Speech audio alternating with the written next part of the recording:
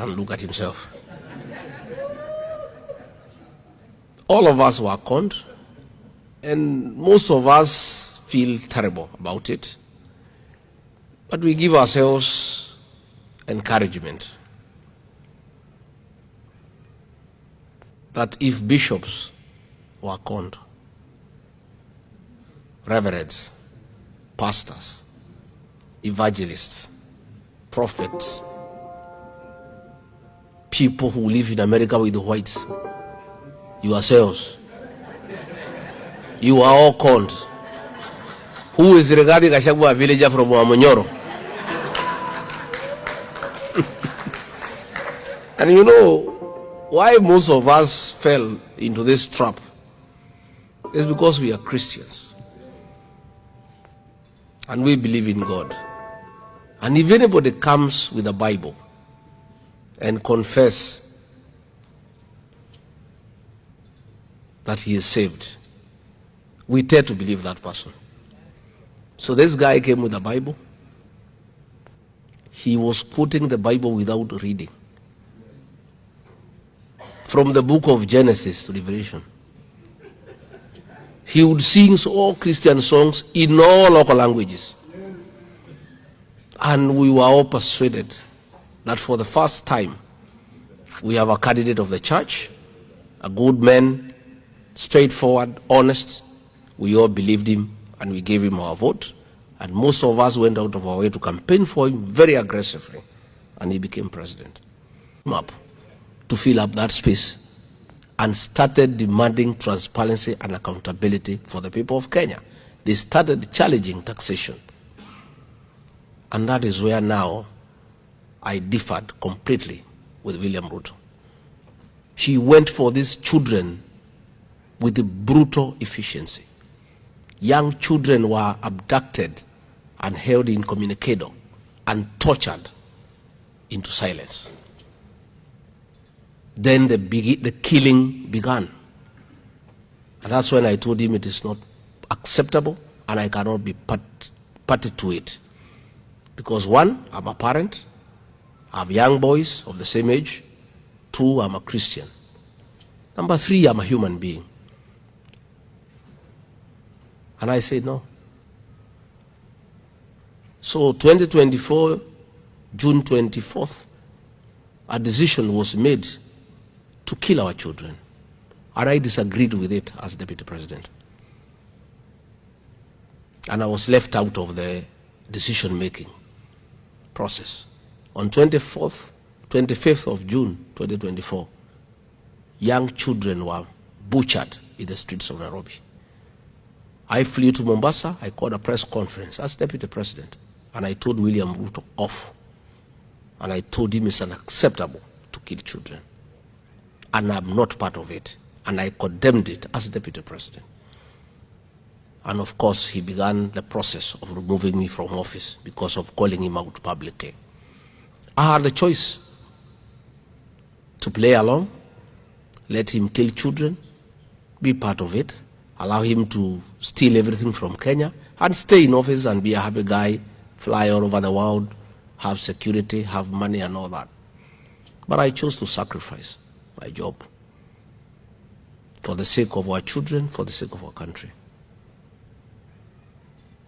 And that's when he mobilized Parliament, spent over 5 billion shillings to bribe members of Parliament and the Senate to get me out of office. Along the way, he offered me 2 billion shillings to resign peacefully. I refused. I said I'll stand for the truth and for the people of Kenya. And since I left office, that is what I have done. And I have, with other leaders, kept the government in check and stopped most of the excesses. Had I mellowed and chickened out the way I was being advised by people to lie low and come and hide here in America, the wanton killing of our children, the raping of the Kenyan economy would have been to unprecedented levels. Look for friends and neighbors.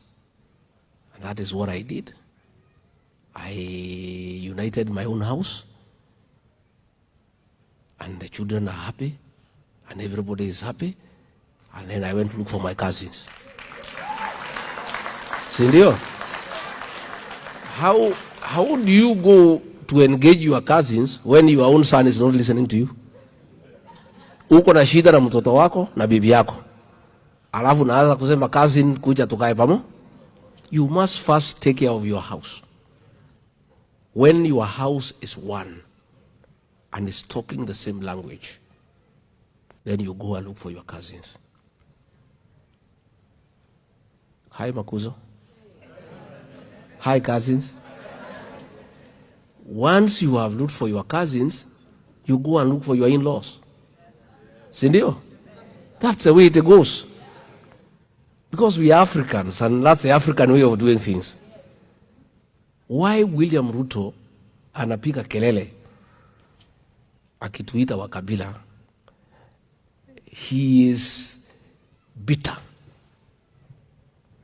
that the mountain that made him president has left him. There's nothing we can do. Mimba ya kujidunga,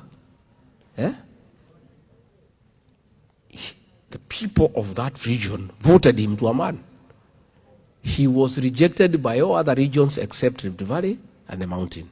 Coast rejected him. Northeastern rejected him. Nyanza rejected him. Western rejected him.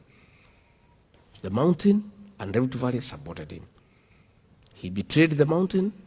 He mistreated them. They have left.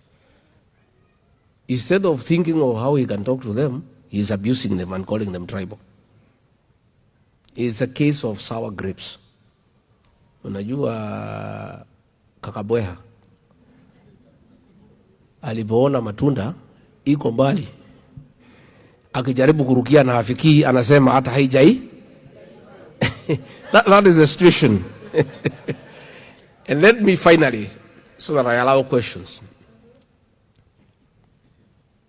Although Raila Odinga and his members are abusing me and abusing the mountain people for no reason, just because they are with Ruto. Raila Odinga is an old man. And you know, like I have seen here in America, you take care of your senior citizens. And we must always take care of the elderly. Bwana Prime Minister,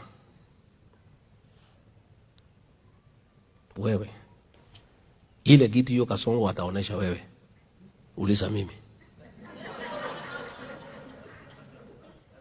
The guy is pretending to be nice to you, but utakuja kuniambia, because all the money is being stolen and being used for politics. The abuse of the Bill of Rights, freedom of speech, freedom of movement, freedom of association, freedom of the press are dear ideals that are very well protected in the 2010 Constitution. All this has been thrown out of the window, and in Kenya now there is a lot of suppression. Telephones are being monitored, there is no privacy, and everybody feels intimidated. People are being arrested on Fridays and charged with terrorism when they have done nothing wrong other than just speaking out as provided for in our Constitution. Abductions of young people, the killing of the Gen Zs, is totally unacceptable.